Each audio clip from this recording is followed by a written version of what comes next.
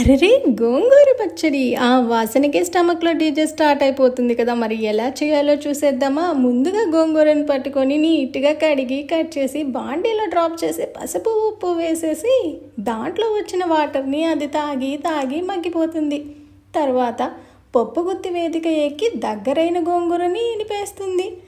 ధనియాలు, జీలకర్ర, ఎండుమిర్చి, మెంతులు అన్నీ వేయించి ఆ సువాసన పొడిని కొంచెం కొంచెంగా కలుపుకుంటూ కలిపేయాలి. ఉప్పు తక్కువైతే ఇంకొంచెం యాడ్ చేసేయాలి. It's pope time. నూనెలో ఆవాలు చిటుపటలాడుతూ వెల్లుల్లి గడ్డలు మసాలా పాట పాడుతూ ఉంటే ఎండుమిర్చి నాట్యం చేస్తూ ఉంటే చివర్లో ఇంగువ. ఆహా, ఆ వాసనే విందు. ఆ వేడి వేడి పోపు గోంగూరలో జారి పడగానే వావ్, సువాసన బాంబ్ బ్లాస్టే.